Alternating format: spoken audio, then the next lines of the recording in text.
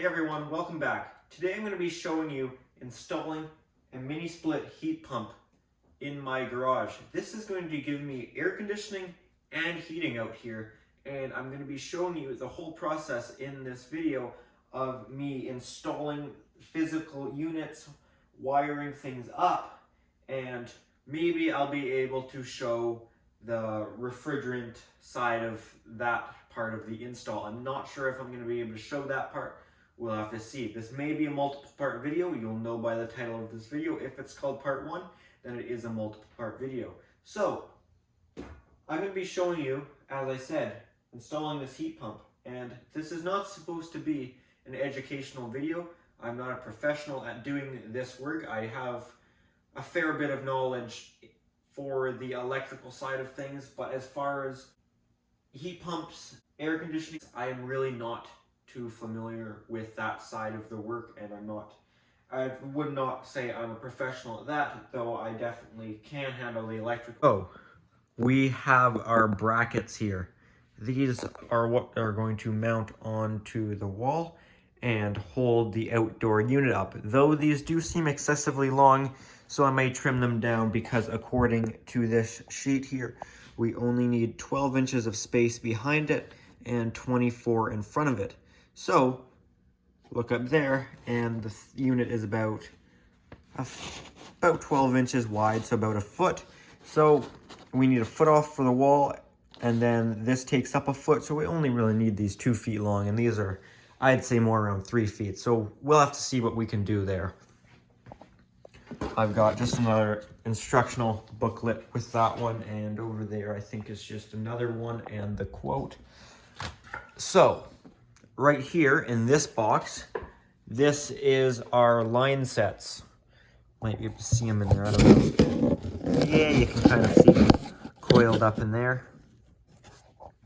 So those are the line sets that go from the outdoor unit to pump that refrigerant to the indoor unit. Speaking of the indoor unit, here it is. It is quite clearly marked indoor unit. I should mention this is a Samsung heat pump mini split setup. That brings us down here to our outdoor unit. When I picked this unit up, I was surprised by how light the indoor unit was. The outdoor unit definitely isn't light. It's got some weight to it, nothing crazy that that 2 guys couldn't handle, so I was able to get that in the back of my SUV, no problem. But I was surprised with how light everything else was. Let's move over here and see what we got in here. Now, a few of these parts I'm not going to need. Just want to give you... So, right here, this is the only part of the protection guard. They call it... here's the long stick of it. It's about 10 feet long. Apparently, they call it fortress cover. Kind of is basically just big panduit or big wire mold like this stuff there, just a giant one. And these parts I'm not going to need. I don't need to do any elbows. Right here is our disconnect, which is actually a really interesting disconnect. I've never seen one like that. I'll show you in a bit. From the outside, it looks like any ordinary one. And here is the surge protector to go on to the side of this. The part about this here, this can click in. There we go. I was expecting it to be a pull type. I'm sure we're all familiar with those, where you pull it out and put it in the opposite way to be on or off. This one actually has a switch, and it's not like an outdoor handle switch. It's inside, off, on. So I guess you can turn it off and then lock it with a lock down there. Now, I don't know if it's fused. It doesn't need it. Dig in there with a key. And it doesn't look like it's fused any, and I would guess it doesn't have any... I would guess it does not have any breaker component in it. So that's about all to talk about as far as this equipment here. And the other parts in there I'm not going to need.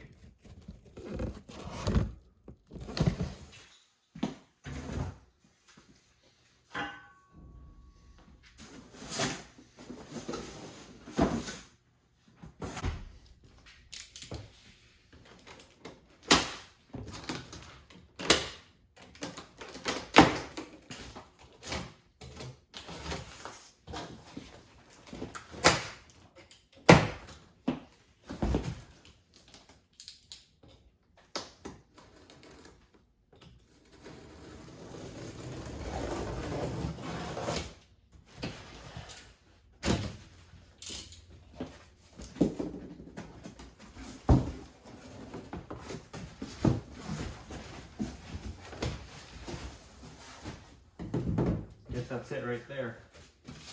Okay, I gotta try not to make a mess with the styrofoam, because you know how that can be.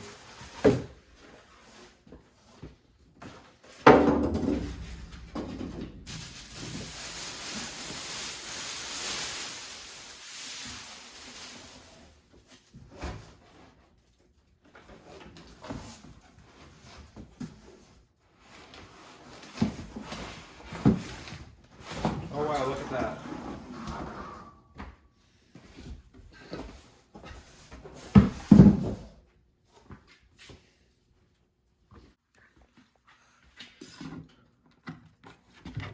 Okay, so this side's where we have our two connections. You'd have more if it was a multi-zone. And I'm guessing our electrical comes in here somewhere. It looks like a handle there. I should have mentioned already, this is an 18,000 BTU. That is what we sized for this garage. Now, it may seem a little overkill because this garage is only about 500 square feet, but it's got very tall ceilings as it's open to the top in the middle, which that is about 11 to 12, about 11 and a half, 12 feet tall in the middle, as these walls are already 9 feet high, not 8. So we're already got a really high ceiling, which adds to the BTU required. Not to mention skylights, which are less efficient than just a solid roof, plus a garage door, which is not very efficient. Plus, if that garage door is open to move anything out. So yeah, this is what we got. This is one person liftable. I'm gonna carry it from the front too, because I don't want my knees touching those coils any. Oh yeah, that's doable. Okay, so we got some, that's actually good to take this off.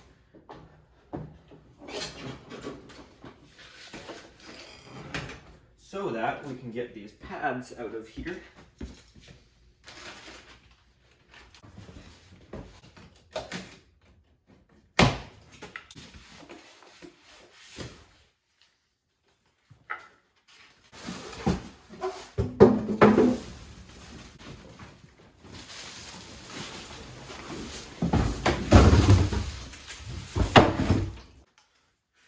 Okay, I have it out of the package now,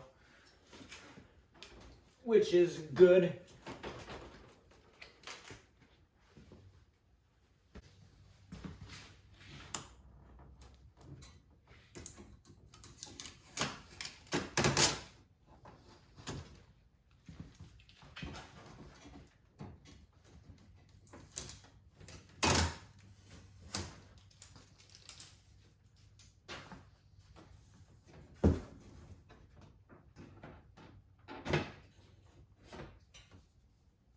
First thing I'm going to do is mount the indoor unit wall bracket up on the wall. Indoor bracket is mounted on the wall now. Put about 5 screws into that, couple down those little legs, one at each bottom and then 3 along the top.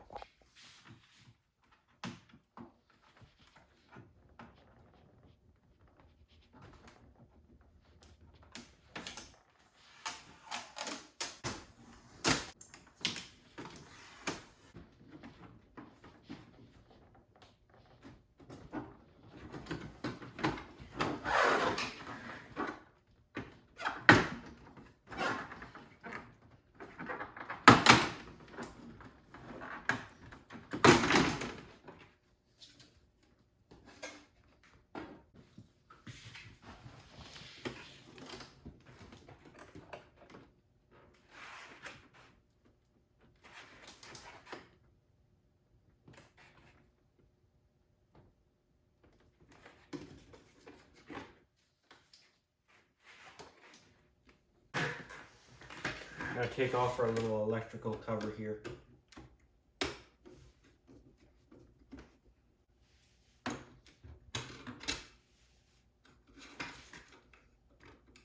Oh, look at that, that just slides down. Kind of snaps into place down there too. Marked out where the center of my hole needs to be, but before I go make a hole with the hole saw, I need to know where I need to make the hole with the hole saw on the other side. That's why I have got this drill with this long bit on it. It's a small bit, it's only a 3/8 bit, but I can make my hole there and point it down at an angle so that way I can know where I need to drill on the other side. And we point it down at an angle, that way the condensation drain line can drain.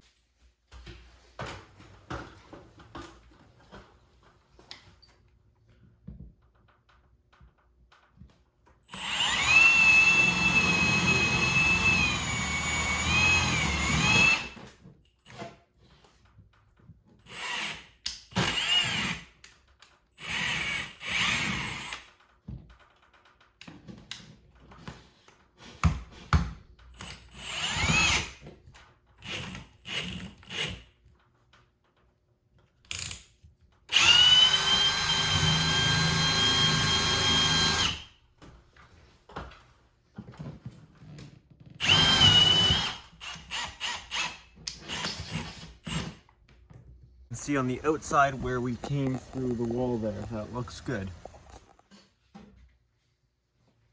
Okay, completely irrelevant to the video, but it's now the next day. I've now got some more supplies, got a 3-inch hole saw and some more, which I think is the size I'll need, and some more tech cable. So, I'll show you why I drilled that hole first through to the other side, which was one, to line it up, and also I needed that because in the center of this thing, of the hole saw, we've got that bit, and if it's a big ass hole, it's very difficult, and I need to get this in here.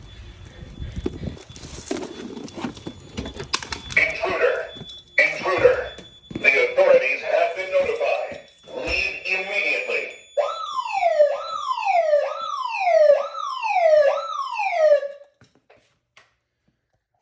Anyways, sorry about that. The reason we did that hole all the way through and I didn't want to make it too big, is because we have to use this on the hole saw, and if it's a big hole, this will just be walking around and be very difficult. So now we are going to make that hole a little larger. This 3-inch hole saw will be good because that's about the size of this hole in the back of this, so 3-inch. So 3-inch hole saw should be pretty good here.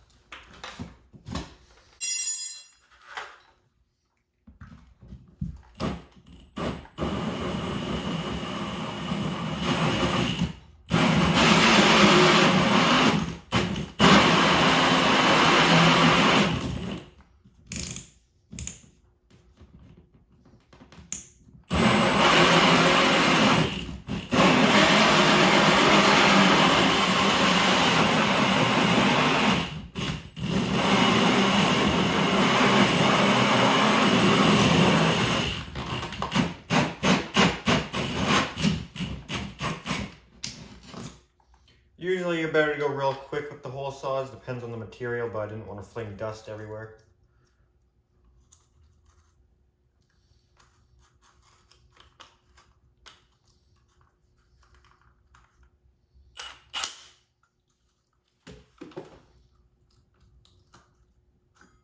Okay, we're now going to make our outside hole. Concrete board can be somewhat difficult to cut through because we have 1/2 inch of this concrete board where it's like 75% concrete, 25 wood or some mixture like that, like hardy plank, but these are sheets of it. And then we've got 1/2 inch of ply behind that. Not exactly easy on hole saws, but we've only got one hole.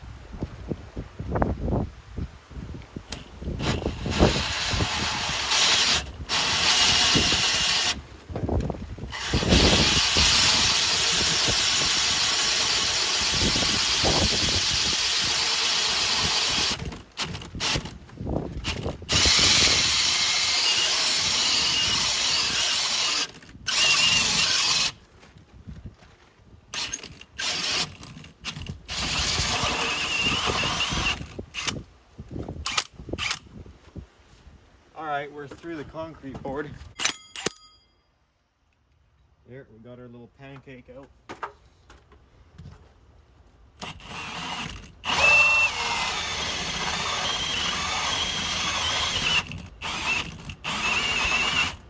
If you're wondering why the drill's stopping, it's because I have it set to one of the torque stop settings where for putting in screws, just because if you leave it in drill mode, sure it'll go through with a crap ton of power, but if it binds up, it's going to pull your arm. You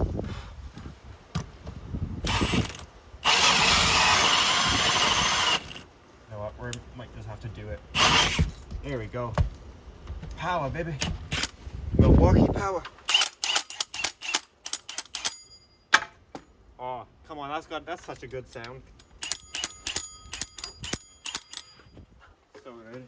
Now have our hole in the wall, as you can see, so we now should be able to push that insulation over, maybe cut down the middle and push it to either side and push our line sets through. That sunlight is perfectly lighting up my area.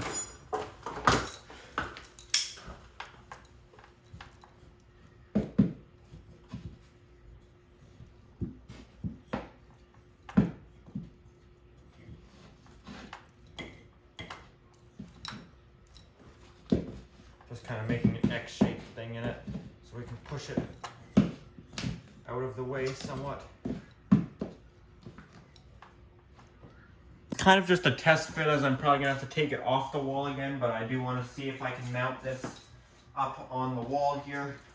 Problem here, I wasn't aware that we didn't get our wire. I thought we got our communication lines and wire with this line set here, but apparently we do not. So it looks like you have to run a power cable and a communication cable. It says we can just use 16 gauge wire for the power from the outdoor to the indoor unit, which I have right here. This is just cab tire, 16 gauge, which surprisingly I guess you can use cab tire for that. Okay, I just looked at the model on the back of this unit and the 16 gauge is okay for this one, but now I have to get shielded communication wire. So, alright, I've now got my shielded cable here. This is a 4 conductor, so I'm just not going to use the green and white, but I got my red and black. As you can see, the shield right there, and our drain wire right there to drain any of that current to a ground source or grounding spot. So we're going to run that through the wall with that one and tape it up. All that up to those line sets. Yeah, you can start pulling on them.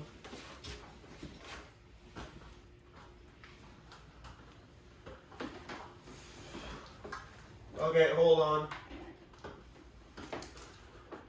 Pull a little bit more.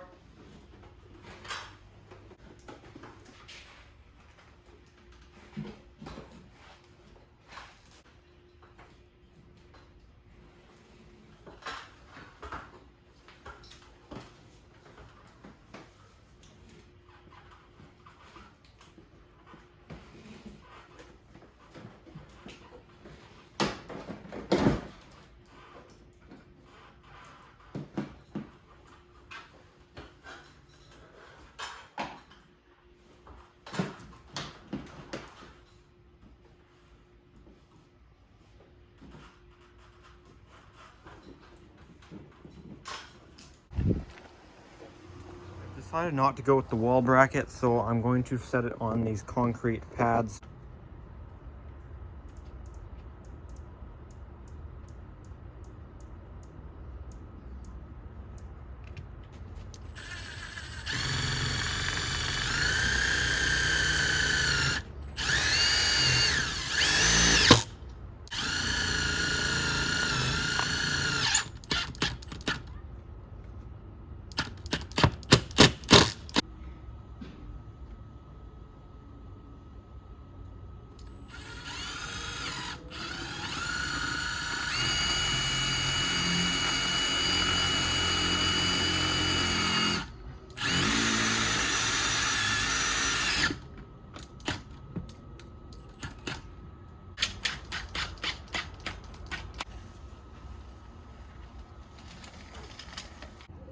Okay, I've got this cover attached in 4 spots down the wall, so that should be good. I left it a little bit long so I can come back and cut that off to the ideal length later.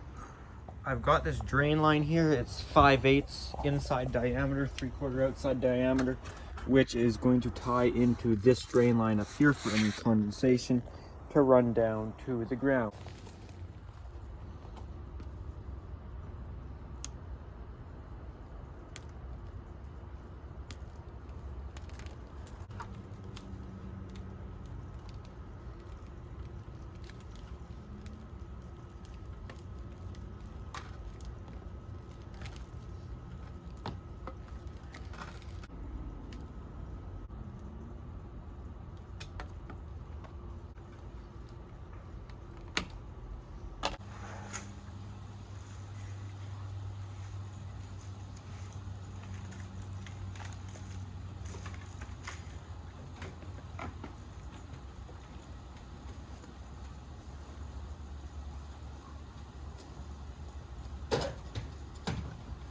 I've brought this outdoor unit out here, and I'm just not really liking it on the ground. It seems too vulnerable to being pushed over or something, or it just seems too low. Not to mention, snow is going to come up, and when there's drifts, could cover this whole front of the thing up. So I think I'd like to actually use these brackets and get it off the ground a little bit. There's only really plywood to bite into since I don't know where the studs are, which is kind of concerning, but hopefully we'll be okay. I think I'll be able to get this side in a stud. I'm just not sure about the other side, so I'll have to see. First bracket here, I was able to sink these two screws into a stud. The stud kind of ran behind here, so I put them in at an angle, and that's definitely in the stud. I put my weight on it, my full weight, which I think is more than this whole thing. Keep in mind it will have two. The second one, I don't think I'm going to get into a stud, but that 1/2-inch plywood should sustain the load. Plus, I'm going to cut this down a little bit shorter. So I think we'll be just fine here. I'll show putting in the last screw. I just didn't show the first one because I wasn't very confident that I'd actually get it, but I turned out to be able to get it.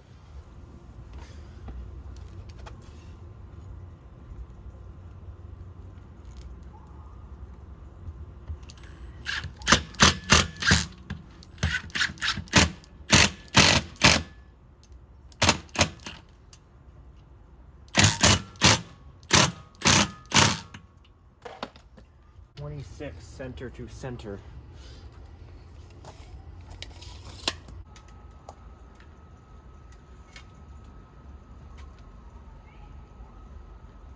It's 29, it's upside down, don't do that. So I don't think we're gonna get that one into a stud, but it is what it is. That one's pretty good and solid.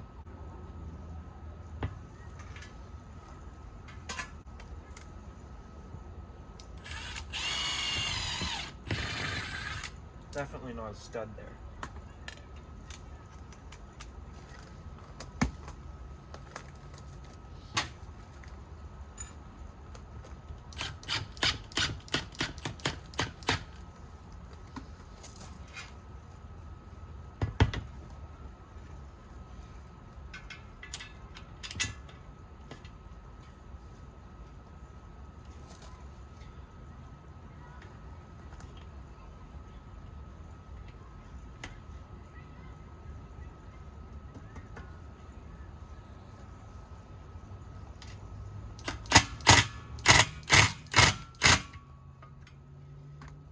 So yeah, we're not going to be able to torque it down quite as crazy, and it's not going to have quite as much strength, but I think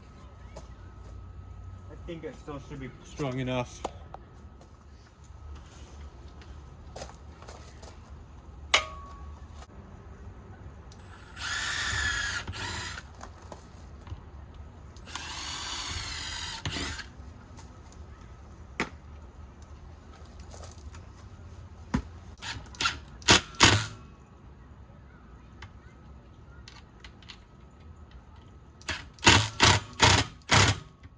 Screw is bigger than the one I used up here.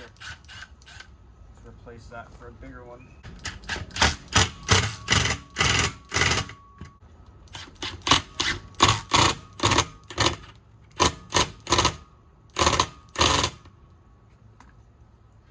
Will it take my weight? Ah, look at that, not even into a stud. Kind of pulls on the wall a little bit, but I think the unit should be fine. I'm going to mark 12 inches out from the wall on both of these. That is our minimum distance from the wall.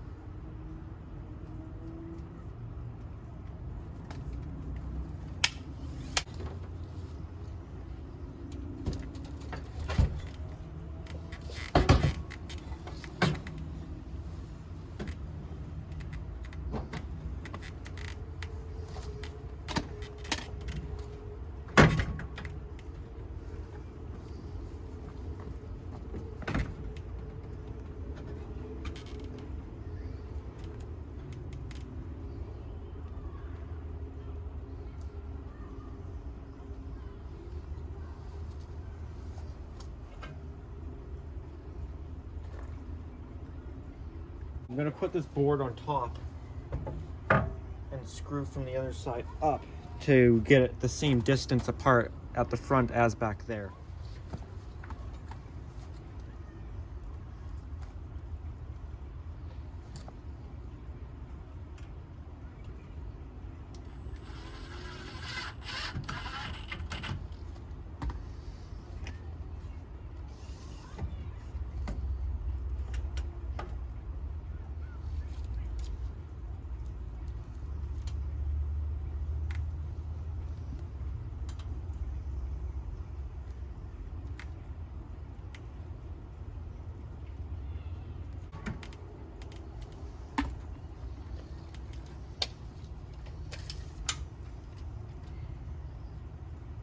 Okay, the unit is now perfectly in place, and I have these big bolts which I'm going to use to actually hold it down, go through that hole. As you see, those do fit. However, I don't have enough nuts for them right now, so what I'm going to do is I'm going to drive some self-tapping screws through that little hole to the left of the big bolt, that little hole right there. I'm going to use some self-tappers to just mount this thing in for now, and I mean they can stay there permanently, but I would like to add a little more to it in the long run. So I'm just gonna go on all four corners. I've got the thing exactly how it needs to be far out from the wall. It's 12.5 inches.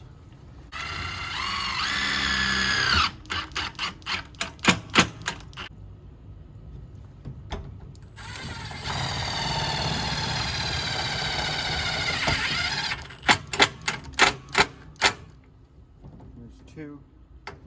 Oh crap, you know what I should do? I gotta put those rubber feet on first. Forgot about this little rubber bag here.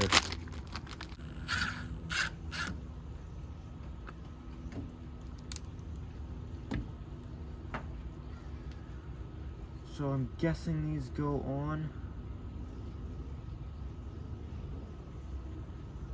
Yeah, I guess just like that.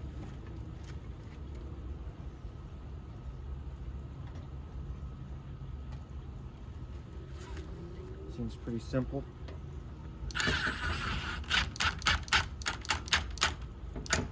And I won't torque it down like crazy, or that would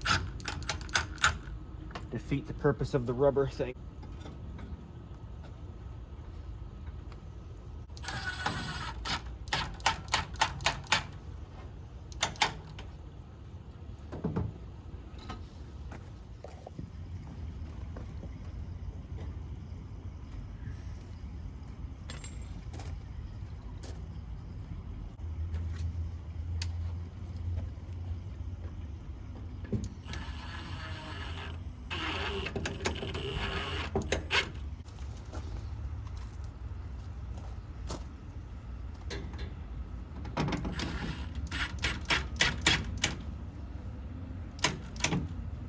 Okay, so it's at least attached at this point. Stand beside it for a little bit of size comparison.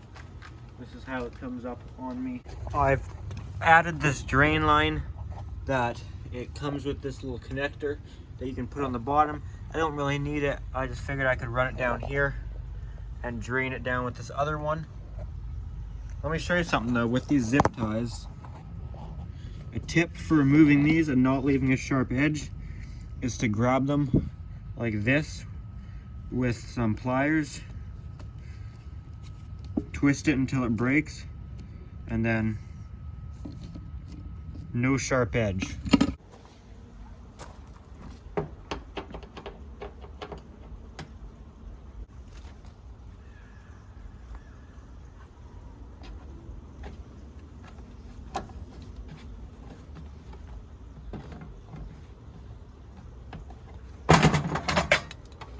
Now usually your power and communications wire would get wrapped up with your line set the whole way. As far as out here, what you would usually do is I brought this flex out because I thought I was going to do something with it, but I'm not.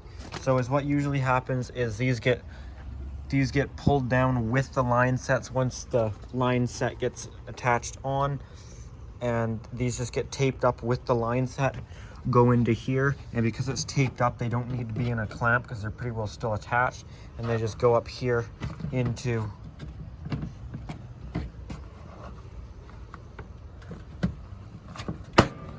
there you go, you slide it down, and then they go into this clamp as far as the communication goes into there. And then you can see there's 4 terminals for power, because 2 of these will go to the indoor unit and then 2 will come from the disconnect, which the disconnect obviously won't run into there, since then it wouldn't be taped up to the line set. So that I will use a tech connector because I'm going to feed it. I'm going to feed it with tech cable. There we go. So yeah, not much else I can do up here, though I can wire up the power into the indoor unit. So I don't really have all the parts I need because the shielded cable will go through there, and then we'll tie the black into one and the red into the other, and the power will get tied into there. But I need a little eyelet thing or spade connectors to go onto there, so I may have one. I'll have to find it. I've got this all hooked up here. So first, to look at my shielded cable, I have my 2 communication wires on, and for my other one I have both hots on. I've re-identified the white as another hot conductor with some tape, and for the grounds, the actual 240 volt ground on that side of the system is going there, and the shield ground for any leakage voltage will go to ground there from that shield. That's the whole idea of it, is to shield those cables from the interference of the 240 volt. And this is the drain to ground right there, which I did find some eyelet things to both go on there. So now we can do the fun part of peeling all of this off of this unit here.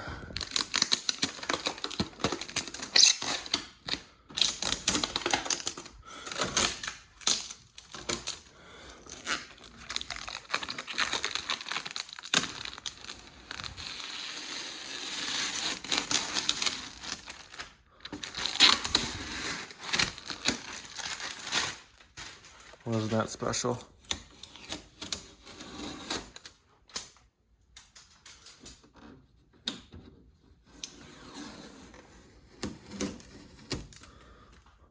Nothing else on that side. Nope, nothing over there. I guess here's our air filter at the top.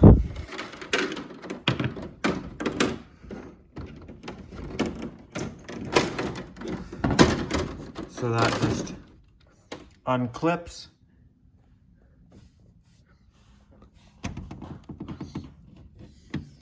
Nothing too crazy in there, so I guess this is where it pulls this is the air return, where it pulls the air in, which this isn't a good spot in this garage because this is in this tallest part of the ceiling right here, because I'm going to do a drop ceiling on my plan. So this is the highest part of the ceiling, almost 12 feet high there. And this is right over at the side of that tallest part, so all the hot air is going to sit up here, which you can pull it over the cold coils, pump it out the bottom down here. This is kind of flapped open right now. I bet that'll probably pull a little closer. I think, yeah, so you see if I pull it down, it won't go back. So that's probably what happened, is it got pulled during the packaging, or unpackaging, sorry. That's a little screen there.